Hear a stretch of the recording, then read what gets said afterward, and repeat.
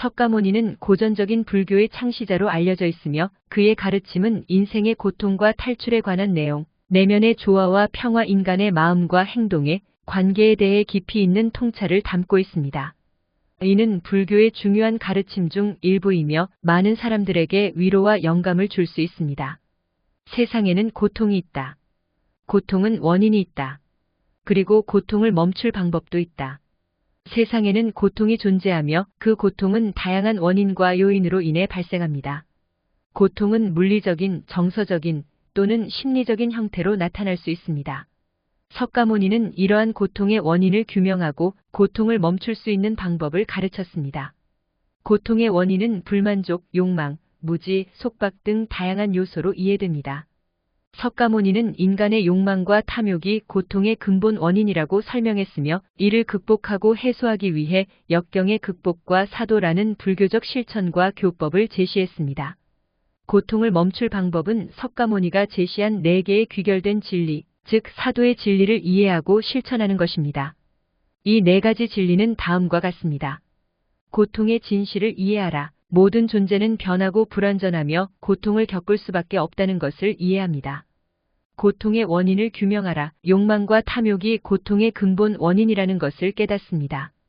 고통의 멈춤을 발견하라. 욕망을 포기하고 속박에서 벗어나는 길을 찾습니다. 고통을 멈추는 길을 따르라. 올바른 생각, 행동, 생활 방식을 통해 고통을 극복하고 내면적인 평화와 해방을 이룹니다. 이러한 방법을 통해 우리는 고통을 이해하고 고통의 원인을 극복하며 내면적인 해방과 평화를 찾을 수 있습니다. 이는 불교의 중요한 가르침 중 하나이며 많은 사람들에게 위로와 인생의 지혜를 전해주고 있습니다. 지금 살아 숨쉬는 순간에 행복을 찾으라. 과거를 후회하지 말며 미래를 염려하지 말라. 당신이 말씀하신 것은 현재에 집중하고 현재의 행복을 찾는 중요성에 대해 이야기하고 계신 것 같습니다. 과거의 후회와 미래의 염려는 우리가 현재를 경험하는 동안 행복을 방해하는 요소가 될 수 있습니다. 그렇기 때문에 현재 순간을 소중히 여기고 행복을 발견하는 데 집중하는 것이 중요합니다. 과거의 후회는 이미 일어난 일에 대해 아무리 생각하고 후회해도 변경할 수 없다는 점을 상기해야 합니다. 대신에 과거의 경험들을 배움으로 삼아 성장할 수 있습니다. 또한 미래에 대한 염려는 우리가 현재를 충분히 경험하지 않고도 불안과 스트레스를 초래할 수 있습니다. 물론 계획을 세우고 준비하는 것은 중요하지만 현재에 집중하며 현재의 일에 최선을 다하는 것이 미래를 대비하는 가장 좋은 방법입니다.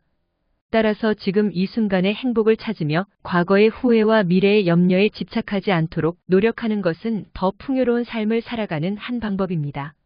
현재에 집중하고 현재의 순간을 즐기며 경험을 통해 성장하고 나아가는 것이 중요합니다. 우리는 마음으로 만들어진 것이며 마음으로 이루어진 것이다. 마음이 부패하면 말과 행동도 부패하게 된다. 석가모니는 불교의 창시자로 알려져 있는 실체입니다. 그는 마음의 중요성을 강조하며 마음의 상태가 우리의 말과 행동에 직접적인 영향을 미친다고 가르쳤습니다. 석가모니는 우리가 마음을 관리하고 깨끗하게 유지함으로써 부패하지 않은 말과 행동을 나타낼 수 있다고 설명하였습니다. 마음이 부패하면 그것은 부정적인 감정, 욕망, 증오, 질투 등으로 인해 변할 수 있습니다. 이러한 마음의 상태는 우리의 말과 행동에 영향을 미쳐 다른 사람들에게 해를 끼칠 수 있습니다. 그러나 반대로 마음이 조화롭고 순수하다면 그것은 상냥하고 자비로운 말과 행동으로 나타날 것입니다. 마음의 부패를 방지하고 순수함을 유지하기 위해서는 매일매일 마음을 관찰하고 부정적인 감정을 극복하고 긍정적인 감정을 키워야 합니다. 이를 위해 명상이나 내면의 평화를 찾을 수 있는 방법들을 실천하는 것이 도움이 될 수 있습니다. 액나서 석가모니의 가르침은 마음의 상태를 중요시하고 그것이 말과 행동에 영향을 미친다는 점을 강조하고 있습니다. 원망하는 것은 독이고 용서하는 것은 약이다. 원망과 용서의 차이와 그들이 우리에게 미치는 영향에 대해 설명합니다. 원망하는 것은 독이다 라는 표현은 원망이 마음에 독을 퍼뜨리는 부정적인 감정이라는 것을 나타냅니다. 원망은 누군가에 대한 분노와 억울함을 지속시키며 우리의 마음을 독화시키고 내면적인 평화와 행복을 방해하는 요소가 될 수 있습니다. 원망은 우리 자신과 다른 사람들과의 관계에 해를 끼칠 수 있으며 우리 자신의 성장과 변화를 막을 수도 있습니다. 반면에 용서하는 것은 약이다라는 표현은 용서가 마음의 치유와 평화를 가져다주는 긍정적인 힘이라는 것을 말합니다. 용서는 억울함과 분노를 해소하고 과거의 상처를 넘어서며 내면적인 자유와 평화를 찾는 데 도움이 됩니다. 용서는 우리가 과거의 아픔과 상처를 놓아주고 자비와 이해를 발전시키며 더 큰 평화와 행복을 추구하는 길을 열어줍니다. 따라서 석가모니의 말씀은 우리에게 원망보다는 용서를 선택하고 마음의 평화와 행복을 위해 독보다는 약인 용서를 추구해야 한다는 의미를 담고 있습니다. 희망은 복수에 대한 마음이다. 그것이 없다면 원망은 존재하지 않는다. 희망은 복수에 대한 마음이라는 주장은 일반적으로 받아들여지는 견해와는 조금 다른 것 같습니다.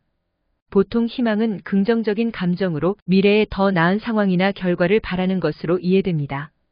희망은 우리가 어려운 시기를 극복하고 성취를 이루는 데 동기부여를 제공하며 긍정적인 마음 상태를 유지하는 데 도움을 줄 수 있습니다. 반면에 복수는 과거에 받은 상처나 불공평함에 대한 분노와 보복의 욕구를 나타냅니다. 원망은 다른 사람에 대한 분노와 억울함을 계속 품고 있는 상태를 말합니다. 원망은 우리에게 무거운 짐이 되어 부정적인 영향을 미칠 수 있고 우리 자신과 다른 사람들과의 관계를 손상시킬 수 있습니다. 따라서 희망과 원망은 서로 다른 감정과 마음의 상태를 나타내는데 희망은 긍정적인 마음을 향상시키고 미래에 향한 긍정적인 기대를 갖게 하며 성취를 추구하는 데 도움을 주는 반면 원망은 부정적인 감정을 유지하고 과거에 머무는 상태를 유지하는 데 초점을 둡니다. 따라서 원망과 희망은 서로 다른 감정이며 희망은 원망을 초월하여 더 긍정적인 마음 상태와 더 나은 미래를 추구하는 것을 도와줄 수 있습니다. 지혜로운 사람은 믿음을 교육하고 무지한 사람은 의심을 교육한다. 부처님의 말씀은 믿음과 의심의 차이에 대해 설명하고 있습니다. 지혜로운 사람은 믿음을 교육하고 라는 표현은 지혜로운 사람들은 믿음을 키우고 강화하는 데 집중한다는 것을 의미합니다. 믿음은 신뢰, 자신감, 긍정적인 태도 등을 배양하며 우리의 성장과 발전에 도움을 줄 수 있습니다. 지혜로운 사람은 믿음을 가지고 도전에 임하며 자신과 다른 사람들에 대한 긍정적인 기대와 자비를 유지하는 데 중점을 둡니다. 반면에 무지한 사람은 의심을 교육한다 표현은 무지한 사람들은 의심을 강조하고 증명을 요구하는 경향이 있다는 것을 나타냅니다. 의심은 믿음의 반대 개념으로 불신, 불확실성, 비판적인 태도 등을 가리킵니다. 무지한 사람들은 의심을 통해 더 많은 정보를 얻으려 하며 결정이나 신념에 대해 더 많은 의심과 검토를 요구할 수 있습니다. 따라서 이 문구는 지혜로운 사람은 믿음을 강화하고 키우며 자신과 다른 사람들에 대한 긍정적인 태도를 갖추는 데 초점을 두는 반면에 무지한 사람들은 의심을 통해 더 많은 정보를 얻으려 하고 증명과 검토에 의존하는 경향이 있다는 것을 암시합니다. 진정한 평화는 내면의 조화에서 비롯된다. 진정한 평화는 외부적인 조건만으로는 달성되지 않습니다. 내면의 조화와 균형은 진정한 평화의 핵심입니다. 평화는 우리의 내면에서 시작됩니다. 내면의 조화는 우리가 자기를 이해하고 받아들이며 우리의 감정과 생각을 조절하고 통제하는 능력을 의미합니다. 내면의 조화가 있는 사람은 내부적인 갈등이나 불안에 휩싸이지 않고 안정감과 균형을 유지할 수 있습니다. 내면의 조화를 얻기 위해서는 자기 인식과 자기 수용이 중요합니다. 우리는 우리 자신을 깊이 이해하고 우리의 강점과 약점을 받아들여야 합니다. 자기 수용은 완벽하지 않음을 받아들이고 자기에게 자비롭게 대하는 것을 의미합니다. 이를 통해 우리는 자기에게서 비난과 압박을 없애고 평화로운 삶을 살 수 있습니다. 내면의 조화는 또한 감정의 조절과 관리에도 관련이 있습니다.